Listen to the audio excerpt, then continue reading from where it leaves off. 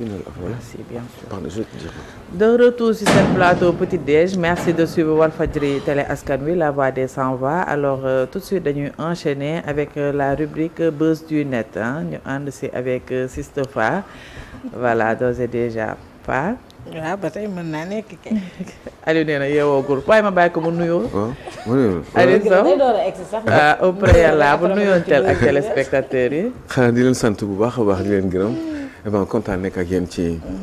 plateau bi mais tu as raison ah son sañ rafet na. waaw yaa ngi clean tey man gisuma woon lii ah. giri nga def laal ci balaa sànni ci topp. dëgg de kon man nii laa mel. da ngaa dégg. mais kii. mais bii xam nga ni lii nii Sonko moom amul façon yi. amu ko waaw yii nii moom mënu koo def ah même avec ses fonds politiques mënu ko. couleur amatul. gis nga non affaire bi il faut mu am nu mu demee. ba kase teint bi sax. gis nga non il le faut. xanaa di kontaan rek c'est un plaisir de vous retrouver ci plateau bu mag bi Sistefa et puis suñu Eva national je suis content d'être à vos côtés di leen sant bu baax a baax di nuyu mon neveu Louis Faye Penda Diallo Gueye ñu ngi lay ziar bu wér a wér di la sant di la gërëm di la ñaanal yàlla nga am beaucoup de bonheur ci sa njaboot ak beaucoup de santé yow ak sa njaboot yi di nuyu waa équipe technique bi aussi ñoom Pierre entre autres Modou Fall di leen sant bu baax a baax waa diaspora ñu ngi leen di bàyyi xel di leen sant di leen gërëm ci seen fidélité à Walfadjri aussi ñi nekk ci biir réew mi ñu ngi leen di bàyyi xel bu baax a baax aussi je suis content je suis fier d'être sur ce plateau Doudou Aïdara nekk fële sa Mbour moom ak soxnaam mami ñu ngi leen di nuyu bu baax a baax ñoom José aussi Bernadette Ramatoulaye entre autres ñi nga xam ne ñu ngi sali le professeur El Hadj Ba aussi moom tamit ñu ngi koy nuyu bu baax a baax sama xarit bi nekk Maris Djibi Ka Djibi yàlla na la yàlla sàmm yàlla na nga am beaucoup de santé et puis que vous ayez beaucoup de bonheur aussi dans votre entourage familial juste pour terminer en transmettant un grand bonjour à sama yaay ju baax jooju di Ndeye Thiam dëkk fële sa Thiès maman Ndeye Thiam ñu ngi lay sant bu baax a baax di la gërëm di la ñaanal yàlla nga gudd fan am beaucoup de santé yow ak sa njaboot avec beaucoup de bonheur yàlla sàmm la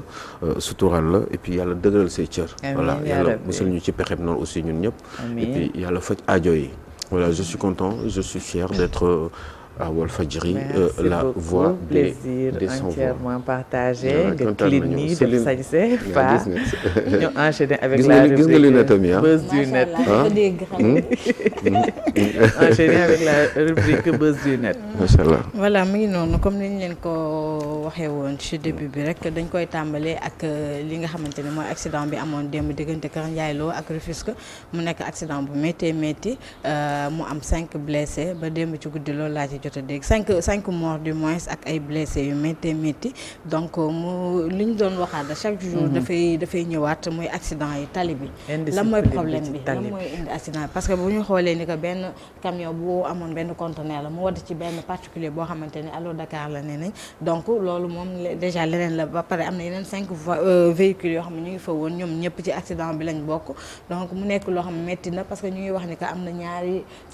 ñaari blessés yoo xamante ni oto bi da leen a tàncoon ci biir donc noonu moom kenn waxatu ko mu nekk loo xamante ni lu ñu war a jug la parce que maa ngi dégg ni ko ñu naan état bi dinañ ci jóg pour accident yi dinañ génn xaalis bu bari def ko ci tali mais buñ ko ci defee te fekk xool yi aussi tamit li ci nekk parce que am na yoo xamante ni boo ko yabee am na noo war a dawee te am na loo xam boo ko yabee am na noo ko war a sécuriser ba du lor koo xamante ni mu ngi sa ginnaaw wala koo xamante ni yaa ngi bokk ak moom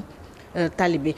mu nekk lu métti accident boo xamante ne vraiment démb ñëpp a ko dugal partagé ko. xool li ngay wax mais aussi xel yi man souvent je me demande est-ce que chauffeur yi man camion bi lan sama problème mooy camion bi nan la def ba dugg fii. ba atterrir fii est-ce que kii da doon nelaw wala. kenn xamul mais daal en tout cas métti na te ñu ngi chauffeur yi xaar tamit da cee bëri ñoo xamante ne comme ñu àndul ak seeni xel. man je me dis que léegi avant ñoo délivrer permis dañoo war a imposer ay études psychologiques xool ni ñuy jox oto yi parce que ñii ça va plus de li ñu nekkee ci tali bi léegi yow mi nga xamante ne tu n'as rien demandé dañuy jóge fële dal sa kaw abrégé sa vie. benn Allo Dakar la wadd benn particulier bu doon daw mu nekk loo xamante ne loolu même buñ la ko waxoo sax da ngay xam ne métti na parce que camion bu yeb ay bagages ñëw benn conteneur bu yeb ay bagages ñëw wadd ci oto loolu kenn waxatu ko mu am 5 morts yoo xamante ni ndeysaan dañ leen di jaale seen njaboot gi mais dafa nekk loolu dafa metti yaa ngi dem xamoon ndax di nga egg wala xam nga dañ ko doon wax indiscipline bi dafa am ci tali mais effectivement daf si am kenn xamagul na cause bi lan la mais indiscipline rax na ci parce que am na yoo xam boo ko yebee am na noo war a dawee ci tali surtout que diggante boobu nga xam ne autoroute à péage bi aussi nan nga mën a def ba sa oto atterrir ci lii nii ba nga loraale lor ci ay bakkan indiscipline ak parfois aussi insouciance parfois da ngay dugg ci oto boo xamante ni ñoom bu ñu koy dawal sax ils ont tous les problèmes pour manœuvrer ko mais dinañ kërti ba man mercredi bay passé man yàllaa ma exlo fii rek ndeke ki ma indi man ndeke doon jàng dawal non xoolal loolu rek laa dawee ba egsi non ils sont tellement insouciants mais lu yéeme li ma wax ne du ay caaxaan de yàlla baax yàllaa ci cat dañu ñëw ba fii mag koy wax muy reetaan man lu tax nga xam loolu man ko parce que jaar naa ci li nga def nii de man xam naa ne mënoo dawal mais ma ne ko sa oto bi dama nga gaare ci ko sinon dinaa woote yow am nga benn application dinaa ci woote wax ko dénoncer la parce que lii ngay def nii risque la te pourtant da koy jar de mënoon nga ko dénoncer de dama ko kaw moom ma sonna si bu la dara metti man damay gaare ji nii parce que lii may def nii risque la te tali bi dafa bari oto ma ne ko bu lu dara yow déjà yow sa bakkan yow yaa ngi di nga lor sa bopp loraale ki nga yeb donc mu nekk ñaari te très souvent ñoom chauffeur yi dara du leen dal yow passager bi mais ñi leen di jox oto yi ñuy dawal nag loolu laay wax nii mais nan lañ def ba jox leen oto boobu ñu dawal ko loolu tamit nañ ci wax kuy jàng dawal ngay yeb ay nit mu leer la ne mënoo manœuvrer correctement ba man ñi jaaxal nañ ma de bi may egsi daal xam naa ne moom yaa ngi doon tudd yàlla waaw maa ngi doon tudd yàlla bu baax mais sant yàlla heureusement ba ci yàlla defee ndox bu sedd en tout cas war nañoo ressaisir de te xam ne ay nit nañu yeb non c'est que li ngay wax nii xam nga yaa ngi wax bii nii mais dem ba vers 1h du matin c'est pareil rond-point croisement Cambérène j'étais hors de Dakar bi ma ñëwee ba foofu conteneur moo daanu ci rond-point bi pile croisement Cambérène voilà 2 heures de temps xaw ma 3 heures de temps trop ëpp na ko pour ni oto yi mën a génn ko quoi ci pile ci rond-point bi le camion ba daanu le conteneur quoi conteneur moo tëdd ci kaw xam nga rond-point bi noonu ci diggu rond-point bi le conteneur bi tëdd vous vous rendez compte mais dama ñëw romb ko mais on a fait presque 3 heures pour génn foofu 3 heures de temps vous vous rendez compte ay 1h du matin 1h du matin xam nga ay 3 heures ngay ñibbi sa kër. xaw ma li ñuy chargé moo leen ëpp doole xaw ma ñoo gëmmentu xaw ma day am lu ñuy jël mais conteneur bi tamit conteneur nan la mënee daanu ci plateau mais loolu dafa war a am sécurité ñan ñooy vérifier yooyu experts yi ana ñu comment on peut laisser des choses comme ça xoolal da ngay kontaan léegi 10 minutes ñu waxaat la beneen wax sa xol bi bon quoi xam nga chaque jour tu vois des choses xam nga ça te fout les boules tali bi quand même góorgóorlu leen xam nga am na beneen cas boo xam ne aussi il faut en parler aussi mais saret warul daw ci bitume à goudron saret warul daw ci tali bu kii saret warul daw pourquoi saret di am Ndakaaru di daw ci kaw tali yi nii mais saret warul ànd ak mais saret amuñu assurance saret bu la mbëkkee yaay perte kay salaire la bu yàqee sa oto yow yaay perte saret amul assurance kenn du ko laaj assurance kenn du ko laaj dara xamuñu code de la route xamuñu dara maîtrise kiiwuñu ko amuñu autorisation pour parce que il faut nga code de la route nga maîtriser ko il faut nga am permis pour mën a daw ci chaussée bu bitumeuse. gendarme yi nekk si mais loolu nan la ko mënee nangu comment on peut accepter une chose pareille saret warul daw ci tali mais loolu est-ce que gars yi xam nañ ko saret ba pare fas la quoi fas la quoi fas bi nga xam ne nit la quoi di daw da ngay gis ay ji yoo xam ne mais muy rek mais des fois dañuy sonn sax da ngay gis dañuy sonn quoi. xam nga mais comment on peut faire des choses comme ça dans un pays et vouloir se développer moi je pense que ni moom je crois il y a quelque chose qui va pas dans ce pays là quoi et puis mais c'est quelqu'un me fait tànkam yooyu mu koy fas bi tànk yi mu koy daw ci est-ce que ma goudron ak tànku fas bi ne me dites pas que ne dina ko tàmm bu leen wax loolu quoi lay wax de tàmm na ko machin non c'est pas vrai il souffre dafa mënul yuuxu rek saret ci kaw tali bu la mbëkkee yaay perte yow amul assurance amul dara léegi kii bi ngay wax noonu chauffeur boobu nga doon wax noonu bu amul assurance dañ koy jàpp yóbbu ko police ay rond-point yoo xam ne mais réew mi da ngay waru quoi ay rond-point yoo xam ne ay pneu nga fay de ay pneu rond-point après nga naan sens giratoire la loolu fan la nekk sens giratoire loolu c'est pas homologué par le code de la route non pas du tout c'est d'une évidence ñu ne kenn du ko wax mais saret yi métti na ma torop ni ñuy def fas yi ay mala lañ dañuy am bakkan quoi puis est-ce que yooyu bokkul sax ji tax ñun suñu réew mi mooy loolu parce que aussi yàlla am na yoo xam ne du ko nangu les gens sont méchants dañu bon quoi man wax dëgg yàlla la fois passée les pays qui traitent bien les animaux les femmes et les enfants mais dama xool rek di traité bu baax xale ak jigéen ak mala ngeen xool ngeen xool ko dëkk yooyu yërmande la quoi yërmande la xale mënul wax mala mënul wax jigéen yàlla am na lu mu ci wax ñëpp xam nañ ko dañ ko war a protéger mais c'est un pays de sadique quoi. Moi, je suis dégoûté des fois. C'est un pays de sadique. C'est un pays, les gens sont mauvais, ils sont méchants quoi. léegi gis tali bi yaa ngi wax tali bi nii yëpp ay soxor la parce que quand même boo yor lu toll camion nga xam na nga war a def et puis ñii kii camion yooyu laa wax man laa bëgg a xam ñooñu di sele camion yi camion mais kii bi dafa am ay normes. conteneur balaa moo nekk ci plateau bi xoolal BRT bi kii bi tali BRT bi est-ce que gis ngeen ko. mais talibé bi grillage kii yi ñu fa def kii de sécurité yooyu rampe de sécurité yooyu nga xam ne ferraille la mais rampe yëpp gars yi daaneel nañ ko mais ki ko daaneel xanaa du fay ki ko daaneel mais da ngay gis rampe xam ne rampe yi ma leen di wax. muy buy séparé tali bi ak nit ñi mooy kiiwu ferraille yooyu nekk noonu nga xam ne moo longé ci yoonu BRT bi yëpp mais lépp la ñu commencé di daanu dans 10 ans il n'y en aura plus. ay marché lañ koy def boo sàgganee fii fukki at parce que lii mooy prévision Sénégal c'est pas normal c'est injuste quoi. y a personne qui dit rien ku yàq da nga war a fay boo fayul ñu xool nag nga dem def travail d'intérêt général xaalis boobu nga liggéey ñu jël ko fayee ko affaire bi y a toujours des idées comme ça qu'il faut faire on a une certaine culture de sanction même man laa wax su ma tooñee su ma mënul baal buñ ma baal naa débrouiller nañ ko defal ñëpp mu metti sax dinaa ko muñ man nangu naa ko c'est pas normal kii rampe sécurité yëpp yàq nañ ko lépp dans 10 ans il n'y en aura plus parce que te pourtant loolu dañ ko def pour séparer entre nit ñi ak oto yi mooy kii bi topp BRT bi nag noonu te mu def xaw ma 1m20 là ñii dañ fay teg ay yére di ko jaay oh mais vraiment ce pays là daal xaw ma lan la quoi je ne sais pas si la démocratie dëgg-dëgg ndax ànd na ak suñu doxalin parce que on est trop bas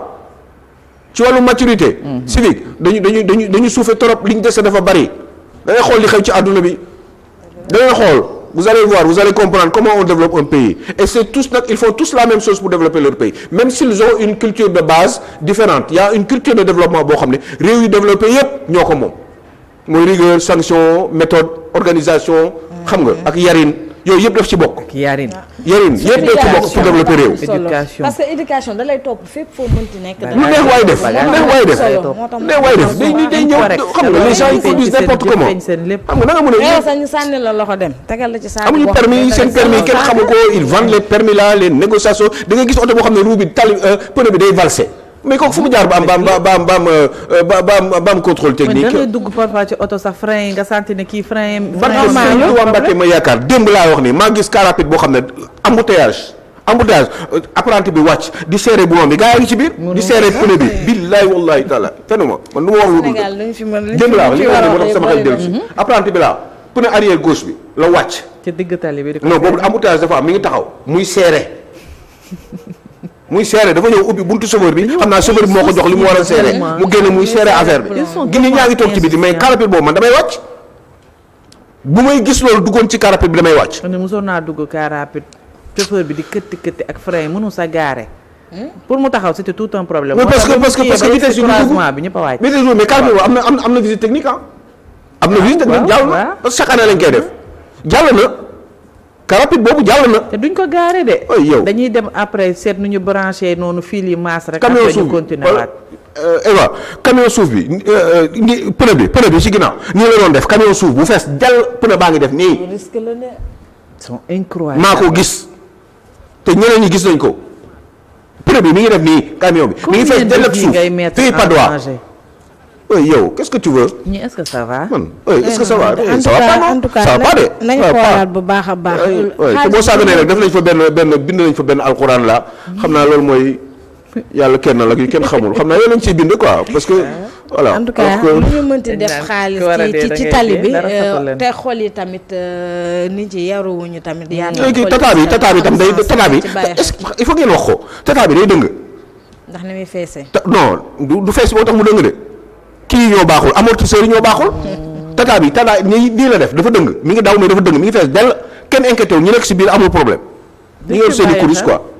nañu ñàkk pexe ñaan yegg xam naa non c'est un truc de malade quoi man vraiment. ñi ci des daal ci accident bi yal na yàlla yërëm te yàlla yëkkati leen blessé yi ci nekk yal na yàlla yëkkati leen ba ñu delluwaat seen i activité ñi ci dëddu nag yal na leen yàlla xaree aljana firdawsi ñu ngi mastawwaat bu baax a baax seen njaboot di leen wax ni que metti na ba fu metti yam parce que yaa ngi dem mais xamoo ndax di nga egg wala déet woon nag yàlla wicc ndox bu sedd ci ñi fi des rek yàlla yëkkati leen incha allah dañuy dem ci deuxième point bi muy hommage bi ñu doon rendre Mamadou Dia hommage boobu moom hommage bu ñor sénégalais yi la le 25 janvier 2009 la woon ba le 25 janvier 2026 ñu rendre ko benn hommage bu mag a mag mu nekkoon nag un géant de la politique sénégalaise Mamadou Dia nekk nit koo xamante ni ku ñu war a delloo si di ko waxtaanee la parce que xeexal na réewam nekkoon nag ku diñ ci boppam man nag wax dëgg fa neex yàlla hommage bi démb lépp dama ko xool parce que ñoom ay école lañ li may wax rek saa su ne buñ leen di dégluwaat seen i wax di xool ci ñoom lu bëri dina defarul ci ñun wax dëgg fa neex yàlla mu nekkoon un inébranlable défenseur de la liberté et de la dignité aussi Alioune Sow ma bàyyi la nga ñëw ci la parce que un jour fii ñu ngi doon waxtaan ngay indiwaat yooyu ñu mel ni ay Mamadou Dia ñu wax ni que ay dañu war a bàyyiwaat xel bu baax a baax ci ñoom parce que ay légende la ñoo xamante ni ku déglu seen waxtaan di xool seen jaar-jaar nga xam ne ay bañkat lañu woon donc jaar nañ di leen waxtaane bu baax a baax pour nouvelle génération bi ak ñi nga xamante ni ñu ngi fi parce que ku ne xam na ni jamono ji am na nu mu tëddee noo xamante ni bu ñuy indiwaat mag ñi di leen jàngalaat ci école yeeg yooyu rek defe naa lu bëri dinañ defarwaat ci ñun. mais est-ce que am na histoire est-ce que xale yi ñu ngi leen di jàngal Mamadou Dia ci école yi. est-ce que ci seen programme yi ñu ngi ko siy def. question la de. ah question la de. oh duñ ko def. loolu tuddee leen ay avenue ak yooyu man loolu ay tuddee ay avenue ak ay. mais oui tuddee waaw moom lañ tuddee building bi. building administratif moom lañ ko tuddee Mamadou Dia ñëpp xam nañ son histoire. un monsieur qui s'est battu pour le pays. quelqu'un boo xam ne vraiment vertu ak morale ak ay valeur kooku loolu addunaam yëpp loolu la. voilà c'est tout mais c'est un monsieur boo xam ne li mu bëggoon yéene bi mu amoon Sénégal defu ko bilaay dëgg la. parce que dañ ko empêché quoi c'est tout le temps pareil parce que y a des intérêts xam ne certainement qui ne sont pas ou qui sont en porte-à-faux avec moom ni mu doon xalaate et comme c'est très difficile parce que nit ñi ñoom c'est au jour le jour dëgg vérité dëgg nit ñi bëgguñu ko bëgguñu loolu et puis ça les gêne surtout ñi nga xam ne loolu du seen intérêt donc Mamadou Dia ñu ngi ko doon wooyee le grand Maodo un monsieur qui était épris de piété nit ku wax dëgg yàlla man benn affaire rek laay fàttaliku ci moom mooy góor gi doon nettali fii ci télé histoire Mamadou Dia bis bi nga xam ne dañ ko je crois que dañ ko réfectionner sa chambre à coucher ci gàttal mu ñëw parce que amoon na ci droit foog naa parce que yoon loolu la tëraloon mu ñëw ñu parce que lalam fi mu doon tëdd néegam bi xawul woon confortable pour kilifa bu toll ni moom ak dayoom boobu ñu bett ko avec la complicité de sa femme kii ko quoi def ko à son insu indil ko ay meubles yu bees mais mu ne ñu dindi ko. ñu bàyyi ko ni mel. bah oui parce que xaalis boobu du xaalisam. c'est pareil que moment bi ñu koy jàpp sax amul kër ay njabootam daf leen dénkaan. mais ànd nañu ñoom Mamadou Dia nii booy dem xool fa lan la ñu am fii ci réew mi mais léegi xoolal kaawu ñoom Mamadou Dia ak. est-ce qu'ils sont devenus sa famille. waaw mais ñooñu dootu leen gisati dañuy débrouiller. xam nga loolu c'est pas normal. mais parce que xam nga ñu baax ñooñu kenn du leen kii léegi xoolal homme politique yi léegi nii. xool leen ak seen i moyens. kan moo fi nekk tey jii nii premier ministre wala ministre de la république tey jii nii te ñoom seen doom yi yóbbu nañ leen France dégage bi ñuy wax noonu. yóbbu nañ ñoom seen doom yi France ñu ngi jàng ko demal nga xool leen ñiy critiquer yëpp confort boobu la ñu bëgg. confort boobu ñuy wax ñoom yóbbu nañu seen doom yi bitim après nga ne leen gars yi léegi yéen 2050 toog leen ba 2050 ngeen xaar en attendant yéen ñun suñu doom yi ñun on les prépare à l'étranger ci dëkk yu développé yi foofu nga xam ne ni li Kouthia daan wax fas yi sax kii la ñuy ndekkee ñu tudd pain au lait ak xaw ma la croissant Kouthia yal na la yàlla defal jàmm yokkal la tan yow sa bopp aussi Mamadou Dia le grand Maodo c'est un monsieur bon voilà il faut yàlla dimbali ñu rek quoi parce que on n'a pas des gens sérieux dans ce pays-là on n'a pas des gens honnêtes ils sont pas sincères dañuy wax nii rek mais ils sont pas sincères du ñu jëfee li ak li ñuy waxee bokkul la plupart nag laa lay wax nii au Sénégal ñi nga xam ne sax dañu mel noonu en général dañu leen di isoler. dëgg la. duñ leen fësal. dañ leen di étouffer quoi ba duñu feeñ. parce que ñoom seen dëkk ni ñu baax ñooñu wala ñoom sax ñooy daw quoi ñooy laaxu. parce que xam nañ ni dañ leen nar a toroxal. te pourtant ñoom ñooy nekk ci dëgg en général par rapport ak question de vertu ak morale. mais duñ leen ko yéene nit ñu baax ñi kenn du leen faale. fii ñi di kàcc ñi di fen booy wax ñu ne ay politique ñi di du wax dëgg ñooñu la ñuy jiital. ñooñu la ñuy jiital Mamadou Dia gars yi dañ ko sot dañ ko sot ay nit ay sénégalais ñoo ko sot. avec la complicité de l'étranger certainement ñi nga xam ne état d'esprit Mamadou Dia àndul woon méngoowul woon ak état d'esprit Occident. booy roy da ngay roy ci lu baax en tout cas c'était un grand. na ko yàlla yërëm. xare ko aljana firdawsi et que njabootam aussi. yàlla teg ci loxo waaw sa descendance ñoom nañu xam ni amoon nañu bàyyi amoon nañu ay maam. amoon nañu maam waaw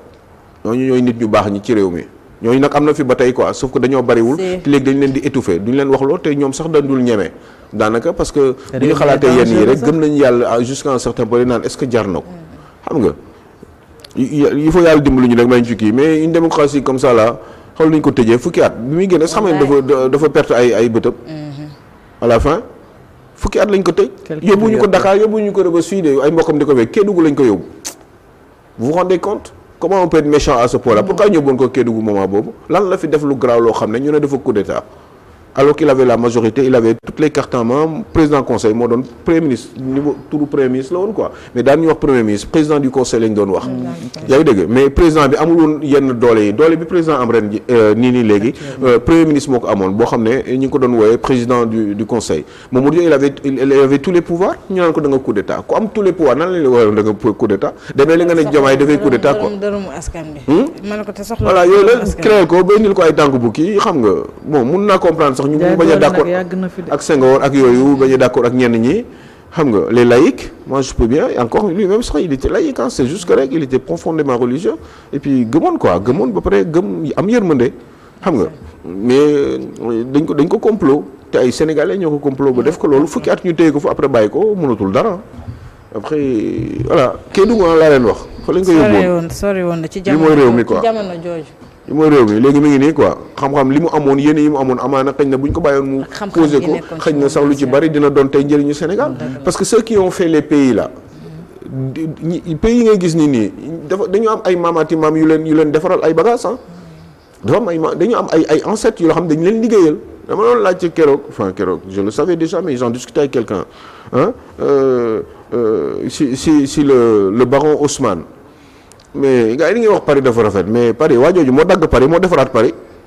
ñu naan Paris capitale lumière mais dama la ngeen xool c'est l'histoire c'est le baron Haussmann ingénieur la woon nekkoon militaire comme genre ingénieur comme ay ñoom kii rek ingénieur militaire yi quoi xam nga genre ñoom ay Déthié Fall ak yooyu genre xam nga day nekk militaire ba pare nekk xam nga donc kooku moo defar Paris tout le monde veut aller à Paris aujourd'hui en tout cas muy noonu mu nekkoon hommage boo xamante ni xale yi ñu bëri daw nañ nag fekk ko pour seetaan parce que genre yi dañoo leen a soxla seen i xam-xam seen doxalin ñu daan doxee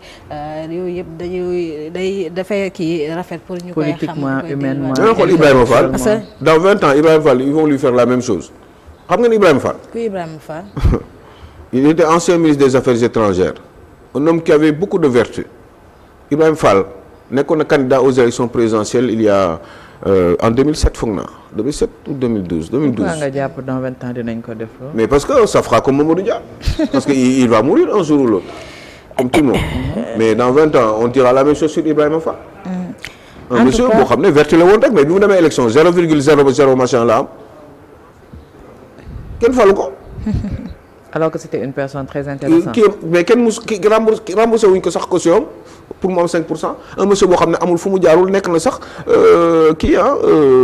je crois que ni secrétaire général adjoint aux Nations Unies chargé de l'Afrique wala yu demee noonu après un monsieur hyper expérimenté ku baaxoon ku àndaloon nag moral ku juboon ku correctoon ci baat ci wax ci lépp am xam diplomatie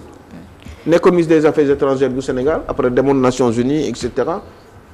pétri d'expérience et de talent. mais kooku anamu tey jii nii il est vieux kenn waxatul sax turam des fois ce serait bien ñu toog nii des fois. ñu def ay émission ci ay nit dellu comme yow nii nga def ce serait une bonne idée ça. parce que kii nii moment bi may def fàttali ko ndeysaan dama ko moment bi ma ko naroon. xoolal demeen seen internet ngeen xool Ibrahima Fall ministre des affaires étrangères. ñu ma koy wax ci Mamadou Dia man après daf ma jaaxal man genre nit yi kon amoon nañ Sénégal mais dommage ko jotuñu woon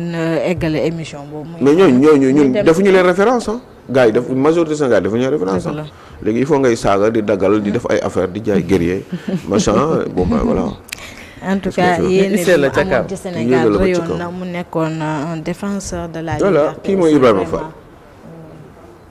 kii mooy Ibrahima Fall. war ngeen xool fu mu jaar quelque chose de correct ce monsieur là. j'étais jeune j'étais trop fan de lui. je l'ai beaucoup suivi. macha allah ce monsieur là. articulation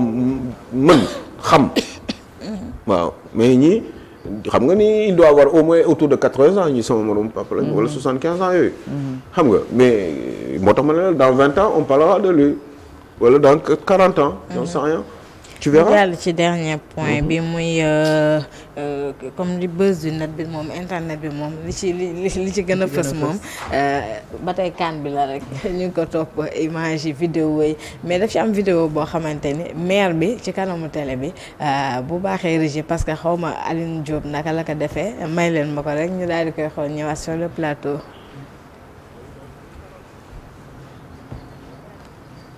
waaw bii moom suñu deuxième étoile bi la. léegi nag deuxième étoile gis ndeysaan image bi moom dafa rafet Ousmane Sonko bi ak Diomaye bi lii dafa indiwaat lu bëri bëri jàmm ji ñuy wax daal ñun lii lañ bëgg Sénégal lii lañ xam jàmm ji lañ xam mu ngi noonu Absa deuxième dame ñaareel tante awa yaay premier ngi ni awa yaay ngi mais image yi dafa rafet. c'était très joli. dafa rafet parce que li ñu naan football day boole Youssou Ndour way na ko football bi li muy joué ci Sénégal sax ci semaine bii nii sax ñun xamuñu ko. parce que boole nañ lu bëree bëri. am na tey am na coow yu fi amoon tension yu jógoon mais football dafa ñëw dafa dindi lépp ñëpp fàtte stress yi yëpp wàññeeku. Olympique de Marseille bi ñuy defal. hommage Sénégal xam nga lii nii ñoom it lii ñu def nii Marseille yi dafa rafet te déjà ñun instant bii nii amuñu benn joueur bu nekk Marseille nii mais ñu naan hommage lii dafa nice parce que dëkk bi yëpp a ko partagé tifo bii ñu def nii waa Marseille ñëpp a ko partagé image bi dafa rafet. lii dafa nice parce que amatuñu jour bu nekk Marseille mais n'empêche defal nañu tifo bii nii sargalee ñu ko kontaan ci macha allah mu nekk muy wane ni que àdduna bi ñëpp a kontaan ci. billaay football dafa am pouvoir bu grave yàlla daf ñoo jaglee daf ñoo defal loo xamante ni ñëpp ñu bëgg nag loolu moom dafa feeñ ci kan bi daf ci feeñ sax ñëpp ñu faraloon bi daf ci feeñ xoolal ci bi ñu def gaynde gi ñu defal ne waa Marseille ci kaw voilà mu ngi nii lii dafa rafet États-Unis Nigéria dëkk yëpp waa Everton ñoom bi ñuy kii Gana ak Iliman Ndiaye ñoo bokk club bi ñu nekk Everton gis nga niñ leen accueillir seen club bi macha allah mu nice xoolal li image bi nii déjà peuple bi ñoo nekkoon seen koñ ñoo nekk seen xale yi ñoo nekk seen koñ di defar seen i drapeau seen koñ xoolal homme de tenue dafa rafet lii dafay wane ni que Sénégal jàmm rek a fi xaj football la mën a boole. football dafa garaaw. kon ma ko wéy Youssou Ndour football yaa mën a boole. yaa mën a boole nit ku ñuul ak nit ku weex. boobu mosuñu amagum benn coupe d'Afrique. Macky gis nga Macky dafa jubilé ndeysaan ay waay Macky ngi nag namm nañ la nag Sénégal namm na la Macky ndeysaan. content football rek a mën di nag. mu ngi nii sànq li ay xar yi doon waxtaan mu ngi nii say bari joueur marocain bi gis nga ko moom problème moom ak service bi lan la. kenn xamul moom wut. yow génn ne yaa ngi sa banc toog mais toogal bu lijjanti suñu serviette image bi am na image boo xamante ne envoyé naa ko waa régie bi say bari demee ci fee hôtelu Mendy ci seen kii bi chambre bi dem nag di ko ba waa champion baa ngi ndeysaan xoolal li xam nga lii dafa rafet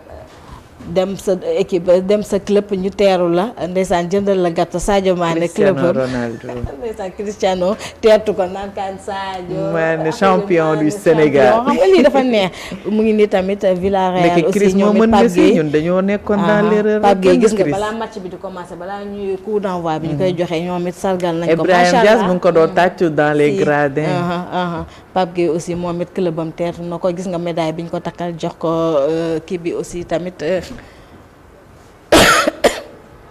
et je vous rappelle que ñoom ñi à part Sadio Mané mii nga xam ne am na 15 ans d'expérience à l'étranger presque ñii ñëpp c'est des franco-sénégalais. si.